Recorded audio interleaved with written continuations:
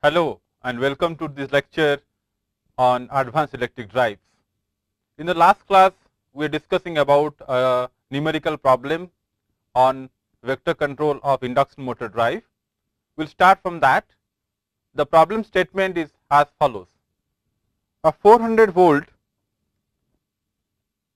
50 hertz, 4 pole, 1370 RPM star connected induction motor is supplied from a current regulated pulse width modulated voltage source inverter and is operated with rotor flux oriented vector control. The parameters of the machines are as follows. The stator resistance is given as 2 ohms. The rotor resistance referred from the primary side is 5 ohms. The stator leakage reactance and the rotor leakage reactance are 5 ohm respectively. The magnetizing reactance of the machine is 80 ohms. All reactances are calculated at 50 hertz. The rated speed, the rated frequency of the machine is 50 hertz, and hence all the reactances of the machine are given with 50 hertz frequency. The core loss and the friction loss are neglected. So, we have to neglect the core loss and the friction loss. So, what you have to find out is as follows. Find the required values of IDS and IQS. This is IDSE and IQSE because we are talking about a rotor flux oriented vector control. So, this IDS and IQS are in a rotating reference frame rotating with the rotor flux vector, and hence we have the superscript E here, IDSE and IQSE. In fact, this IDSE and IQSE in the steady state, these variables are DC variables. Find out the required values of IDSE and IQSE to operate the motor at rated speed if the terminal voltage and frequency are held at the rated values. So, we have to find out IDSE and IQSE, they are the flux component of current and the torque component of current respectively, to operate the motor at rated speed if the terminal voltage and frequency are held at the rated values. Also, the part B is calculate the torque and the slip frequency is radian per second under the condition in A. So, this is the problem statement and this is the problem of a vector controlled induction motor drive, and we will see how to solve this problem. So, actually if we see this particular problem, this problem talks about the steady state condition only. So, we do not have to bother about the transient condition, and hence a steady state per phase equivalent circuit will be sufficient to analyze the various currents and voltages. So, we know that we have very well known per phase equivalent circuit of an induction machine in steady state condition. So, this is given as follows.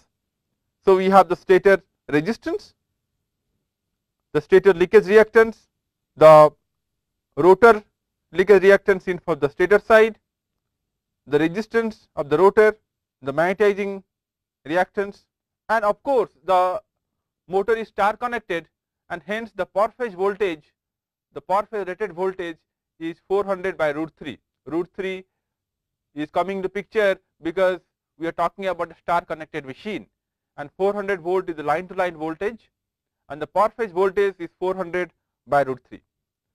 So, and the motor is operating at rated speed. The rated speed is 1370 RPM, and hence we can find out the slip of the machine is 1500 is the synchronous speed minus 1370 by 1500, and that is equal to 0.0866 is the rated slip of the machine. And then we have to find out the current IS here, and unless we find out the current IS, we cannot find out IDS and IQS. So, we know the slip of the machine, the operating slip of the machine, we know the motor parameters, we have the equivalent circuit. It is a matter of simplifying the impedance and finding out the current. So, we will find out the impedance looking from this side. So, if I look from this side, this impedance is let us say it is Z1. It is a complex quantity. So, it is Z1. So, I will just find out what is the value of Z1. So, if we find out the value of Z1, Z1 is given as follows, that is equal to, this is basically the parallel combination of J80 ohms with the leakage reactance of the rotor and the resistance of the rotor by the slip. So, we have in this case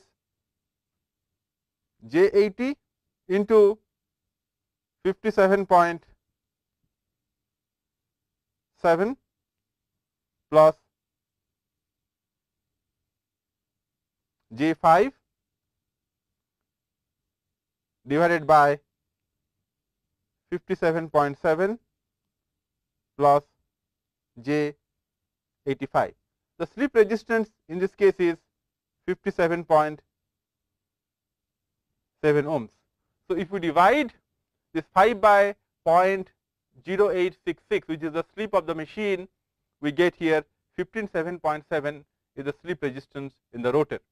So, this is what we have here, and the unit here is ohms. And we can further simplify this as 80 angle 90 into 57.9 angle 4.95 degrees divided by 102.72 angle 55.83 degrees. So, this is also in ohms. So, this is the impedance Z1. We can further simplify this Z1, we can write this as 45.093 angle 39.12 degrees. This is the polar form. The rectangular form would be 34.98 plus J 28.45 ohms. So, this is the value of the impedance, that is Z1. Now, we can find out the impedance seen from the source side. This is the J's rated. So, this is what we have to find out. So, in order to find out this resistance J's rated, we have to add the impedance of the stator.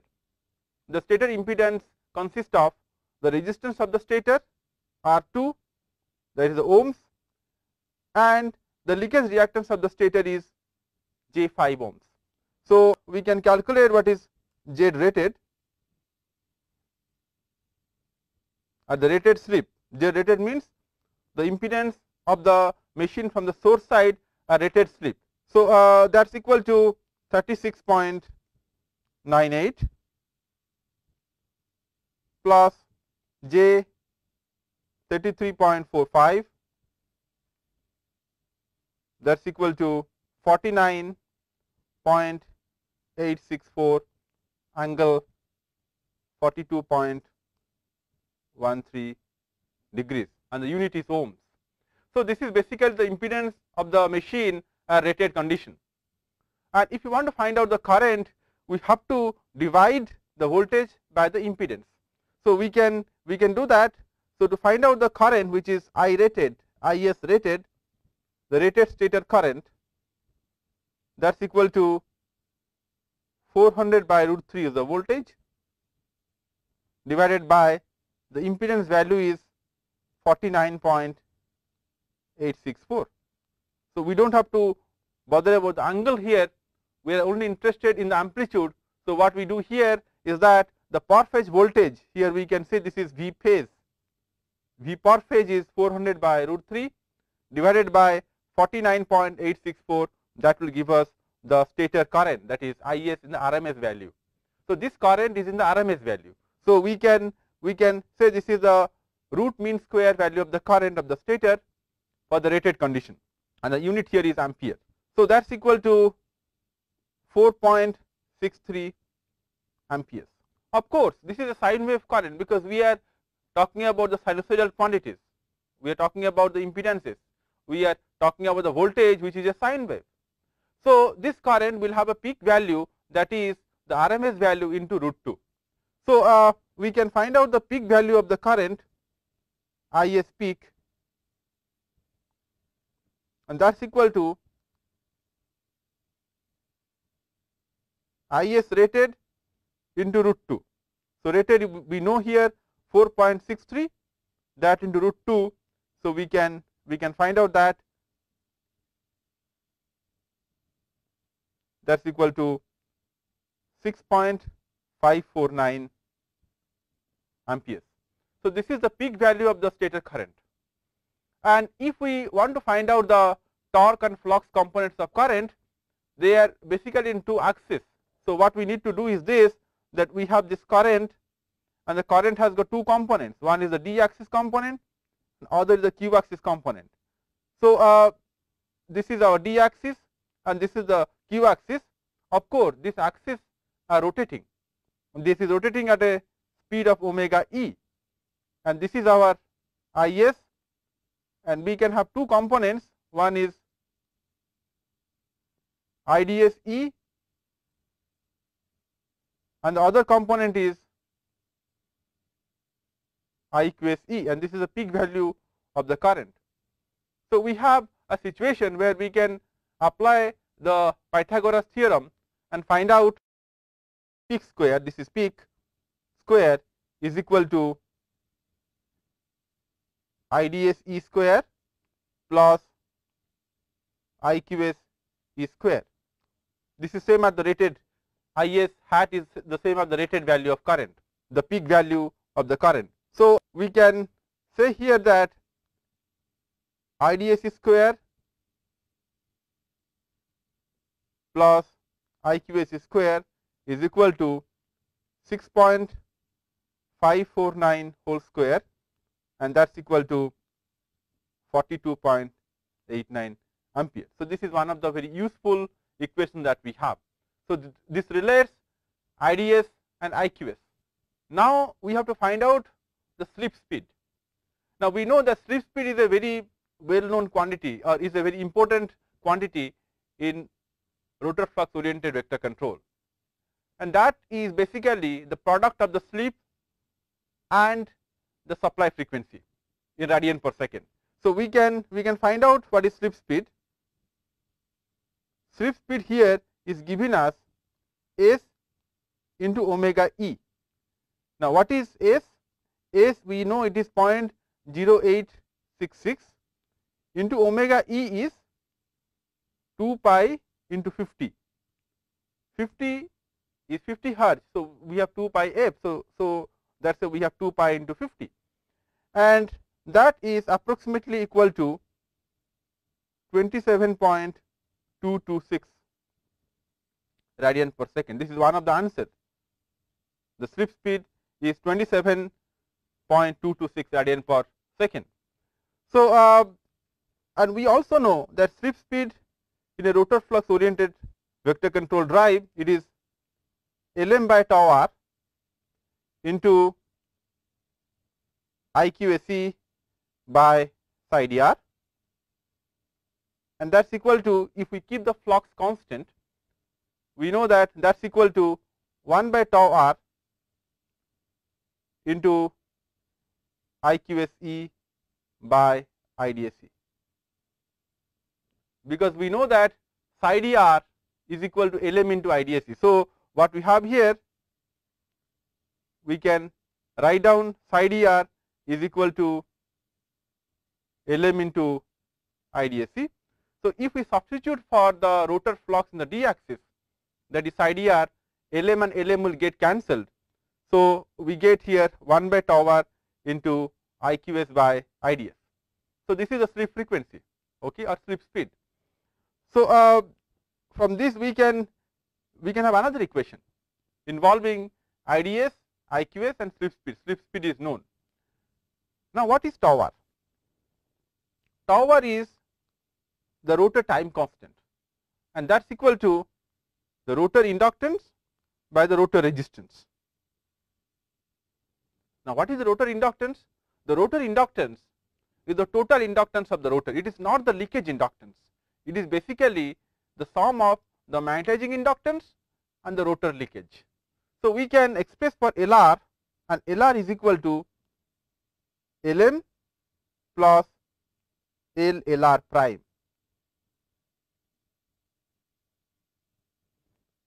And this we can find out because we know the reactance value. So, we can say that we have got Lm is corresponding to Xm and L LR is corresponding to X LR prime is what we can see here. We have the magnetizing reactance, we have the leakage reactance.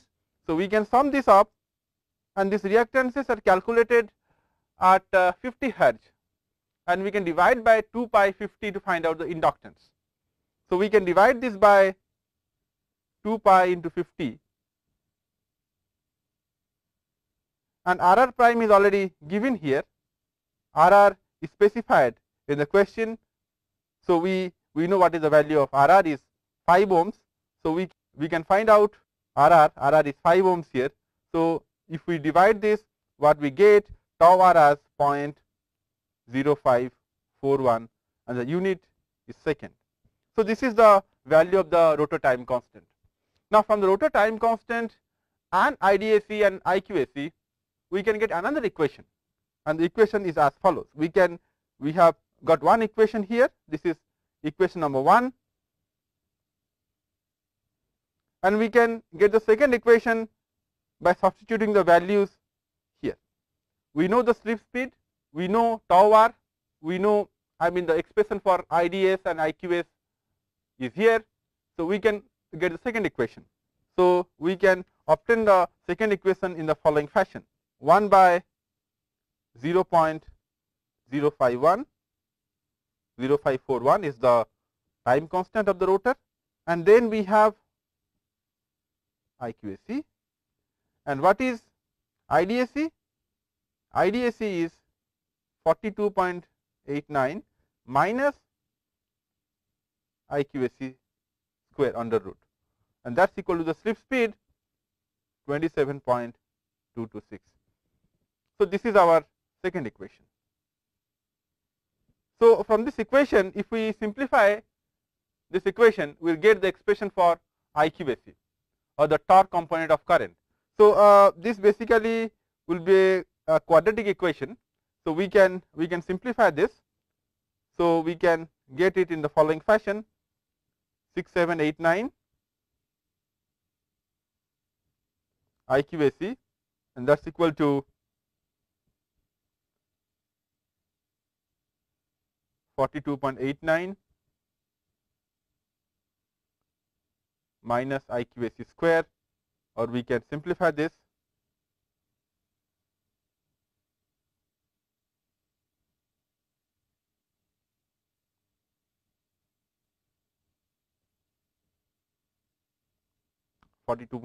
minus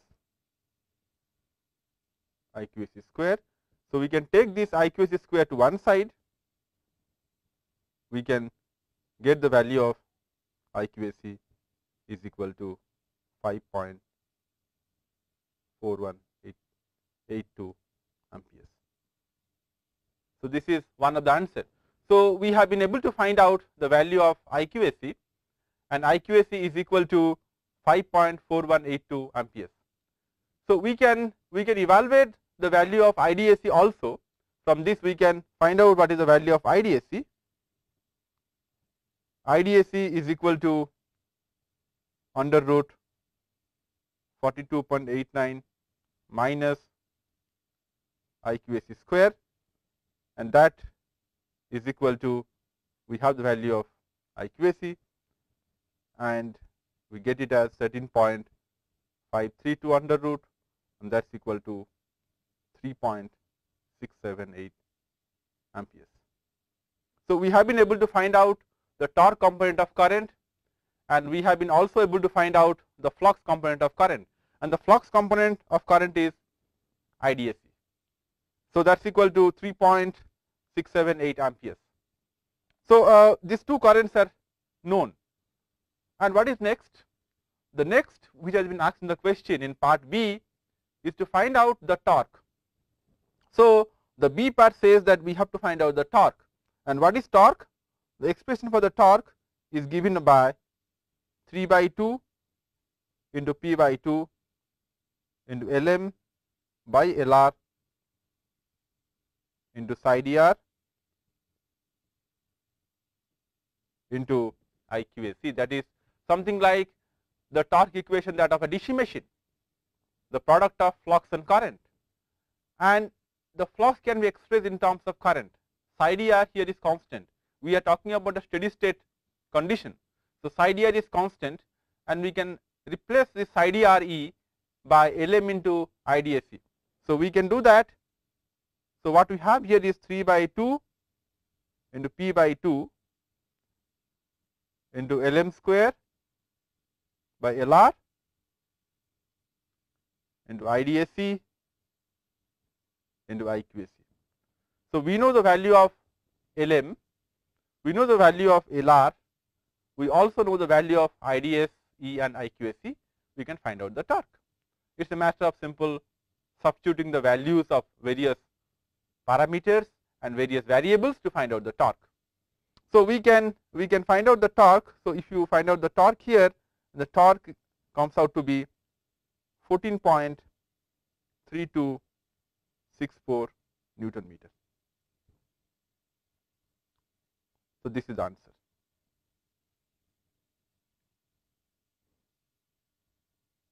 So, in this case we have been able to find out for a vector control drive the torque component of current IQAC, the flux component of current IDAC, the slip speed and the torque for the rated condition. So, this shows how we can tackle the problem, and if a problem is given specially for the steady state condition, it is not very difficult, and most of the numericals we can do in the steady state condition. The steady state condition is easier to solve than the transient condition, and the transient conditions can be simulated numerically using a computer. So, if you have understood the procedure of this vector control drive and the principle of rotor flux oriented vector control drive, we can simulate this vector control drive with a computer numerically. So, we can start from 0 speed, we can go to the rated flux, and then we can apply a step change of speed to achieve the speed change, the speed response. So, the transient condition as well as the steady state condition can be simulated with a digital computer. So, this finishes our discussion on vector control of induction motor drive, which is one of the important control of induction motor, and which is basically used in industry also because it gives a very fast torque response. There is another type of control of induction motor, that is called direct torque control of induction motor. Now, the direct torque control of induction motor was initially invented by ABB sometimes in early 1990s. It is basically patented by ABB, and the advantage of having a direct torque control is that it is easier to implement than vector control. So, if we are talking about ease of implementation, the direct torque control, or in brief DTC, has an upper hand. It is much easier to implement a DTC based induction motor drive compared to a vector control based induction motor drive. So, we will be discussing about the direct torque control of induction motor.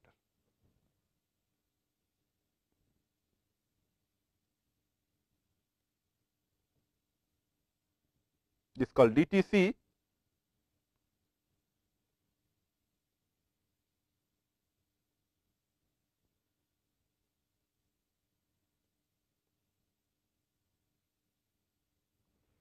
As I have already said that this is basically a technique of control which is patented by ABB. So, this is patent of ABB, but this has been implemented by many industrial houses. Before we talk about the direct torque control of induction motor, we will be discussing about what is called the space vector PWM of induction machine.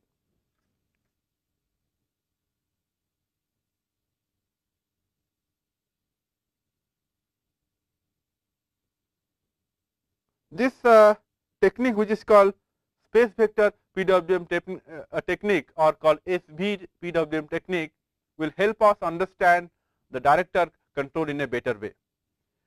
Now, we know that we have a 3-phase inverter, we have a 3-phase voltage source inverter.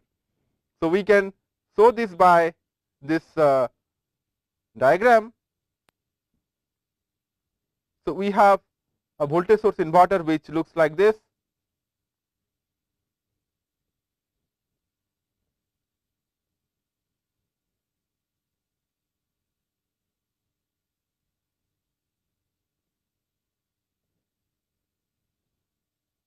This may be feeding to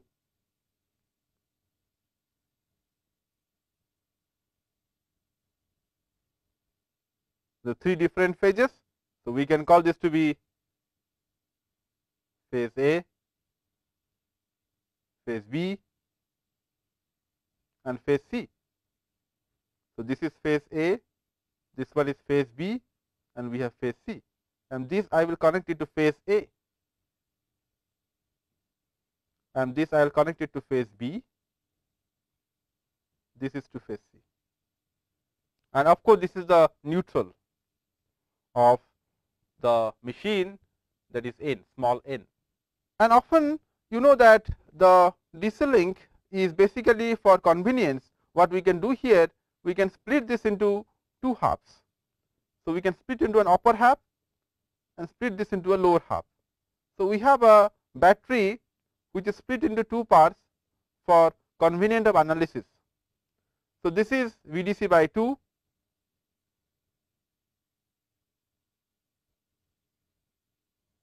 and this is also VDC by 2,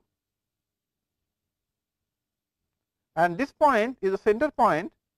We can say this is our local ground, and this point we can call to be O, point O. So, this is what we have a 3-phase inverter feeding a 3-phase induction machine. We have a DC link having 2 supplies, VDC by 2 and VDC by 2. Now, here if we analyze, this is the phase A, I can also write A here, B here and C here. These are the 6 switches. So, we have switch number 1, switch 2, switch 3, switch 4, switch 5 and switch 6. And we will see that when we want to operate this particular inverter, the 3 switches will be on at the same time. It can be 1, 2, 3, it can be 2, 3, 4 and so on, but with a condition that no 2 switches on the same leg should be turned on. Say for example, we cannot turn on this switch and this switch at the same time. 1 and 4 cannot be turned on at the same time, lest they should result in a short circuit. Similarly, we cannot turn on 2 and 6 at the same time, they result in a short circuit. Similarly, we cannot turn on 5 and 6 at the same time. So, these are actually called complementary switches. 1 and 4, 3 and 6 and 5 and 2 are the complementary switches, they cannot be turned on at the same time. So, we have 6 different switches and we would like to turn on any 3 of these switches. How many combinations do we have? How many legal combination, how many possible combination we have? So, we can just find it out by this particular formula, that we have 6 switches, we would like to take 3 out of 6. So, it is a selection of 3 out of 6, but we have to prevent some illegal combinations. The illegal combinations are those combinations in which 2 switches on the same leg are on. So, you know that if I suppose I turn on 1 and 4. So, if I turn on 1 and 4, even if I turn on 3, 2, 6 and 5, that will be an illegal combination. So, we can subtract this 3 into 4. If we turn on 2 switches on the same leg, there will be 4 illegal combinations, and we have 3 different legs. So, for every leg there will be 4 illegal combinations, and I have 3 legs, phase A leg, phase B leg and phase C leg. For every leg we have 4 illegal combinations, and since we have 3 legs, the number of illegal combinations are 3 into 4, that is 12. So, that we subtract, and what we obtain here is this, that 6 into 5 into 4 divided by 6 minus 12. So, that is equal to 20 minus 12. So, we have 8 possible combinations which are legal. So, this 8 possible combination will lead to what is called 8 switchings, 8 possible switchings. And what are the switchings? We will see right now. So, what we have here is this, that we have phase A and phase B and phase C. This is A, this is B, and this is C. Suppose what I do, I have a switching which is called 612. Say for example, I will close this switch, 1 is closed, 6 is closed, and 2 is closed. So, this is one of the possible combinations. So, I can call this as 612. This combination can also be named as plus minus minus, and this plus corresponding to phase A, minus corresponding to phase B, minus corresponding to phase C. When I have plus, an upper switch in the same leg is turned on. When we have minus, a lower switch of the same leg is turned on. So, we just go back and see that in phase A, an upper switch is turned on. So, I can say it is plus for phase A, and similarly for phase B, a low switch is turned on. I can say it is minus for phase B. Similarly for phase C, a low switch is turned on. I can say it is minus for phase C. So, the sequence is A, B, C.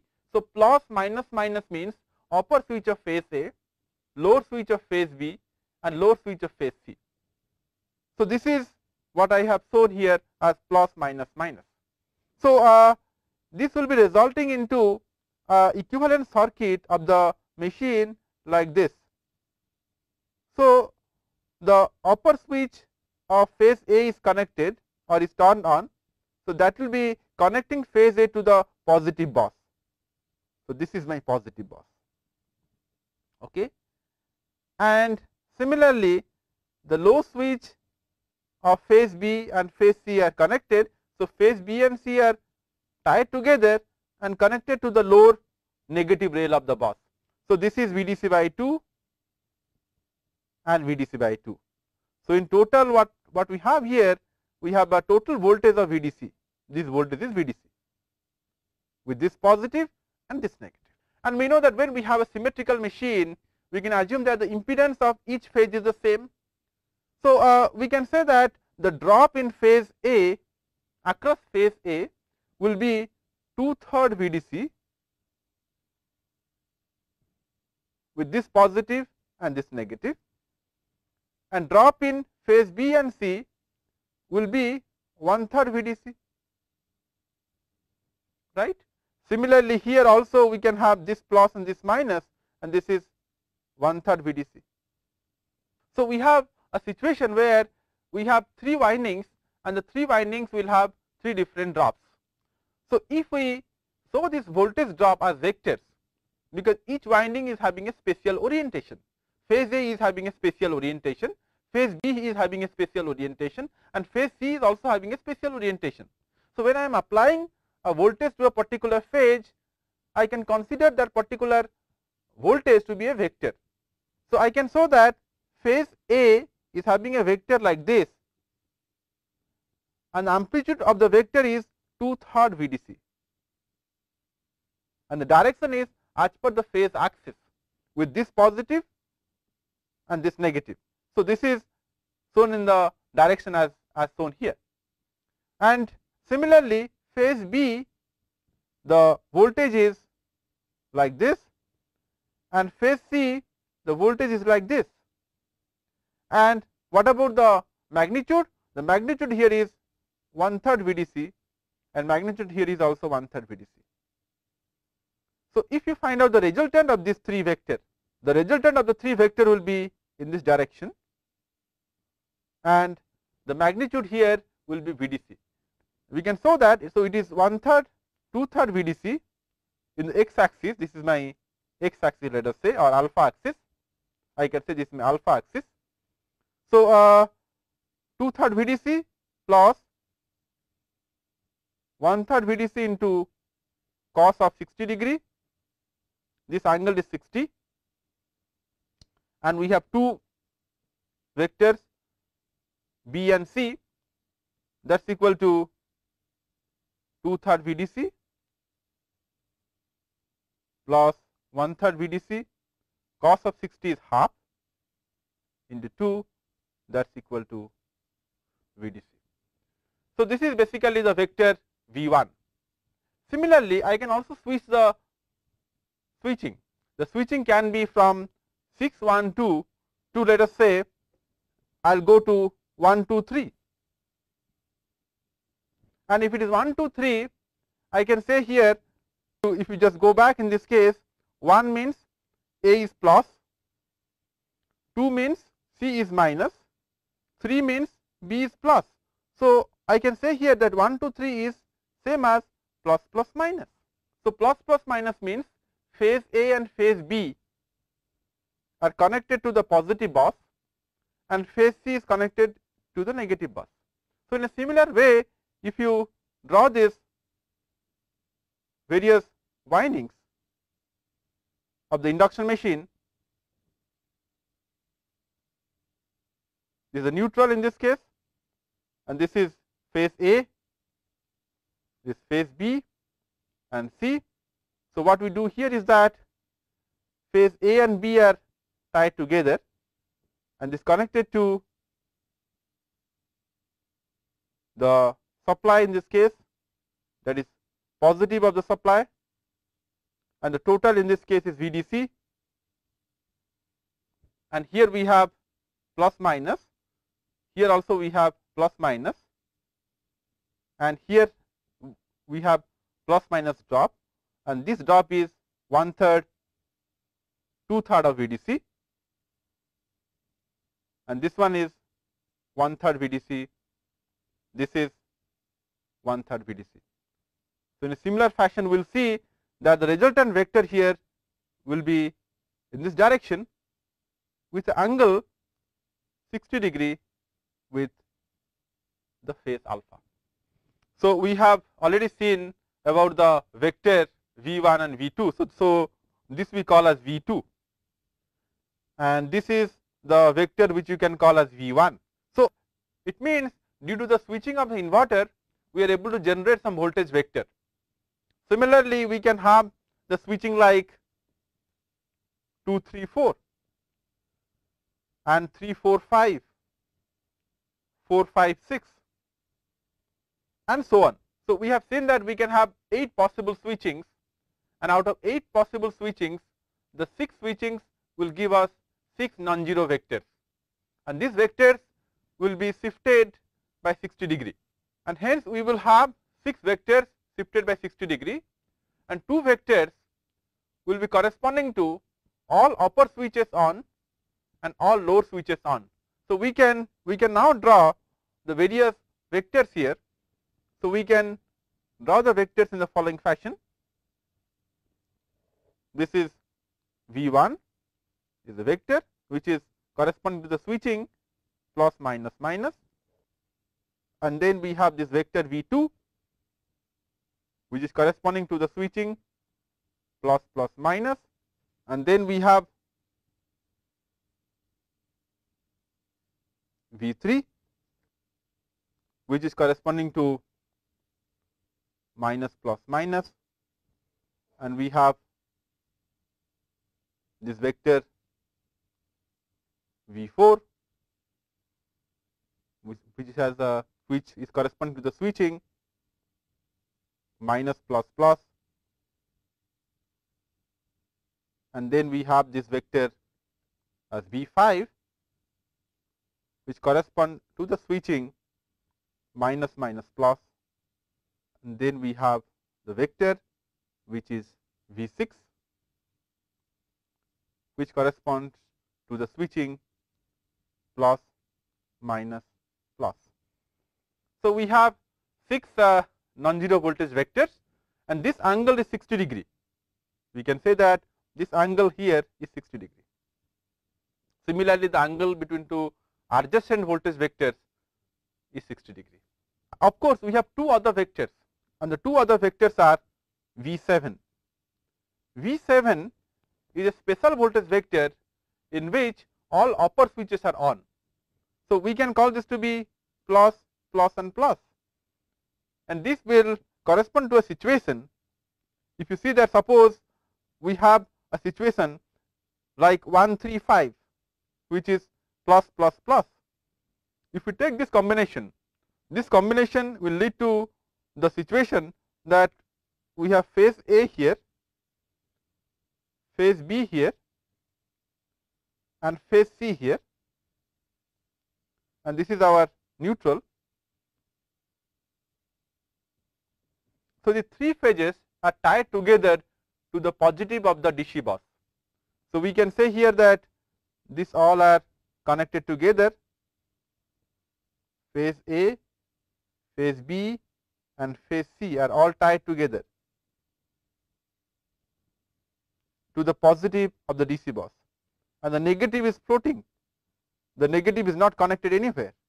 So, this is the DC.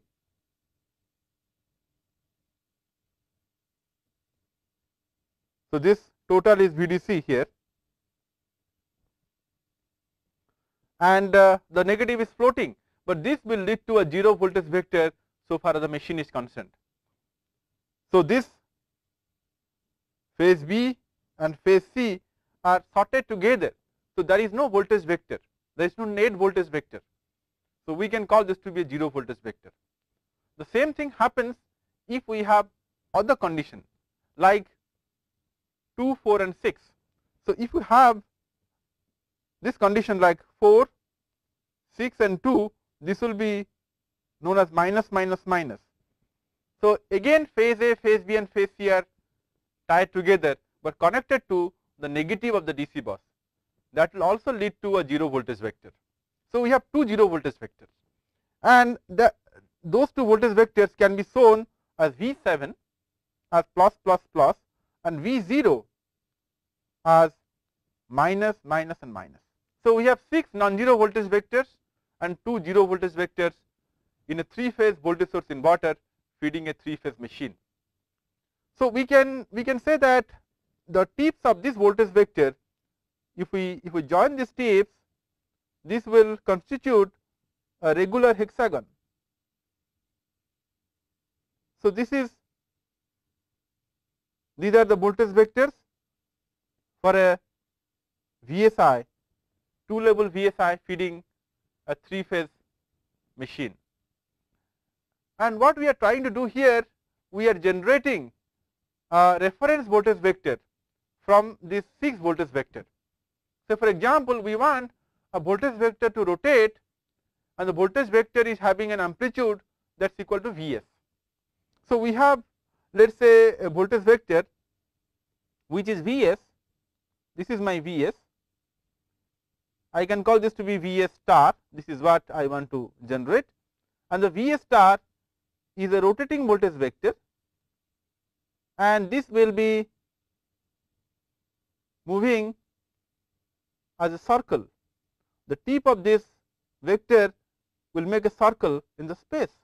So, at a given instant, this is here, and this angle that this makes with alpha axis, I can call this axis as alpha axis, and this axis which is right angle to this is beta axis. So, the angle that is makes with alpha axis is, let us say, theta.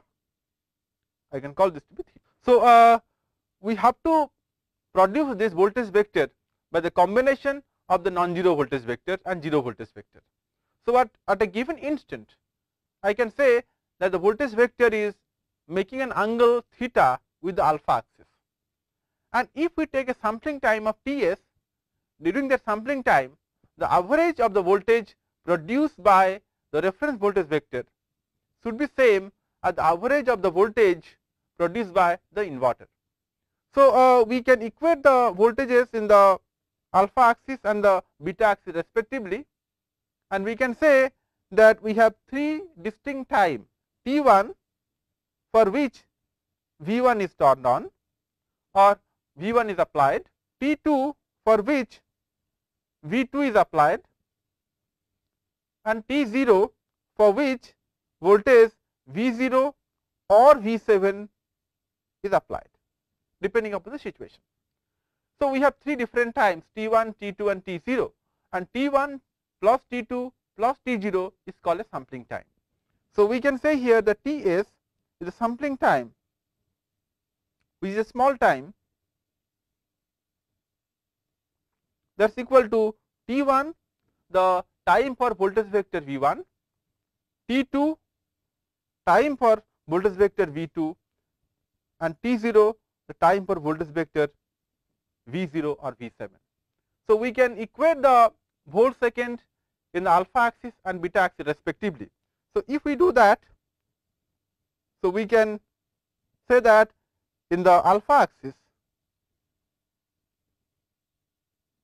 we can say here that V1 T1 plus V2 T2 into cos of 60 degree.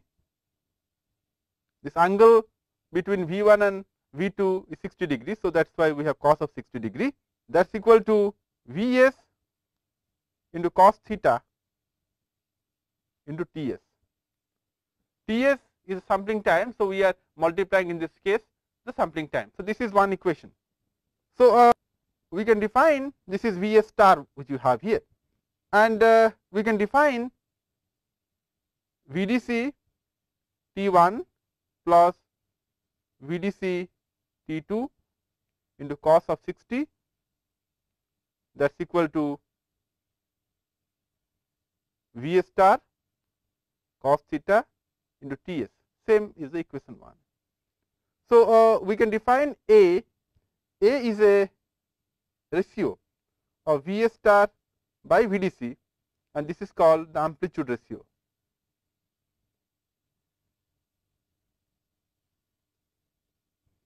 So, we can simplify this equation using A. So, we can write down that T1 plus T2 cos of 60, that is equal to A into Ts into cos theta. We have to know that although we have 6 non-zero voltage vector V1, V2 up to V6, each voltage vector is having an amplitude of Vdc, each one is equal, having amplitude of Vdc, and hence we have replaced this V1 by Vdc, V2 by Vdc also. So, this Vdc will be taken to the right hand side, and we get an A here. A is amplitude ratio, and we define the equation number 1 as this. And similarly, in the beta axis, we can say here that T2 sine of 60, that is equal to A into Ts into sine theta. So, this is what we have here, and from this equation 2 we can directly get an expression for T2. So, T2 we can find out as ATS into sine theta by sine 60 degree, and we can substitute for T2 in equation number 1 and find out the value of T1.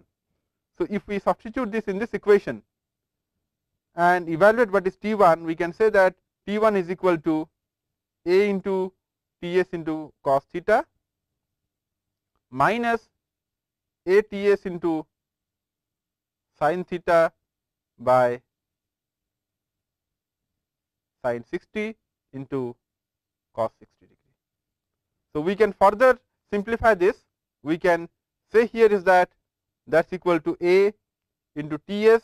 If we simplify this, we get the following equation: A into Ts into sine of 60 minus of theta divided by sine 60 degree.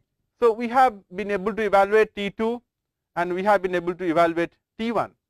Now, what is T0? T0 is Ts minus T1 minus T2. So, this is our T2. So, we can call this equation number 3. and this is our T1, which is given in equation number 4. So, we can find out what is T naught. T naught is given as Ts minus T1 minus T2. So, for a given sector, if the angle is theta between the alpha axis or that axis and the vector V star, we can find out the values of or the numerical values of T1, T2 and T0. Similarly, this can repeat in sector 2, sector 3 and so on. So, we have 6 different sectors. We have this is one sector, and similarly we have this second sector here and third sector here and so on.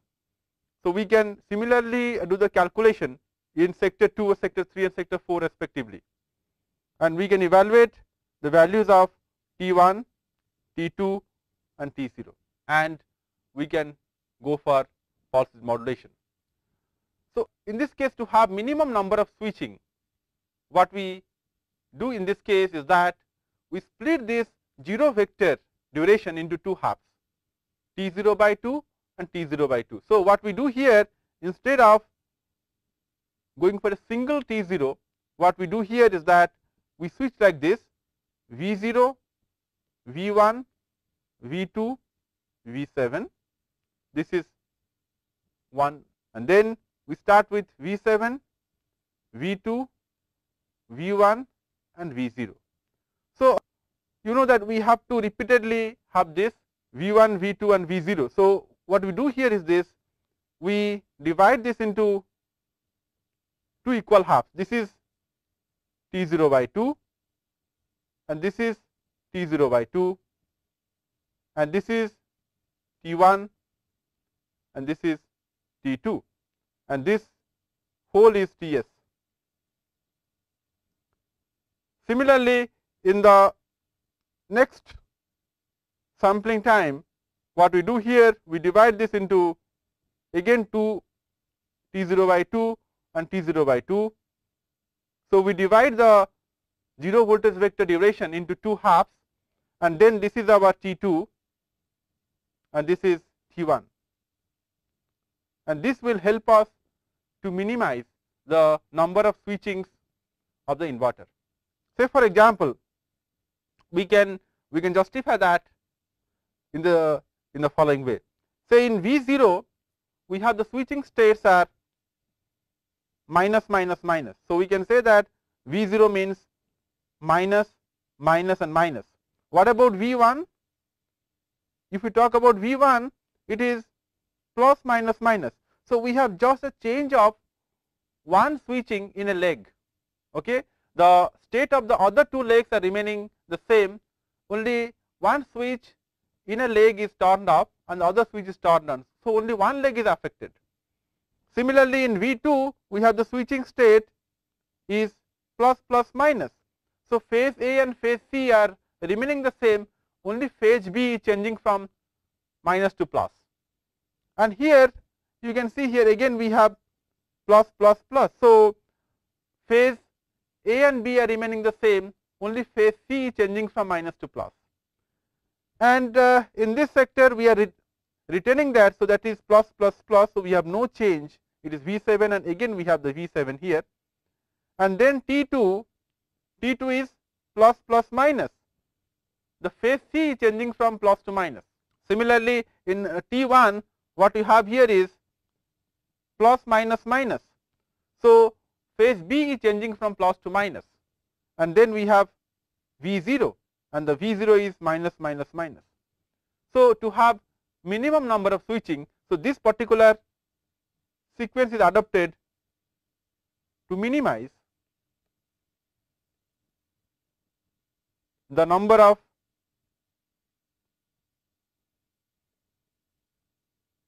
switchings in the inverter. So, this is how we go for what is called a space vector PWM. The voltage in this case is represented by a space vector, and we are trying to approximate the given voltage vector by taking V1 for some time, V2 for some time and the 0 vector for some time. So, in the next lecture we will see how we can go for the director control, in which we essentially try to approximate the flux vector by the voltage vectors. So that will be topic in the next lecture.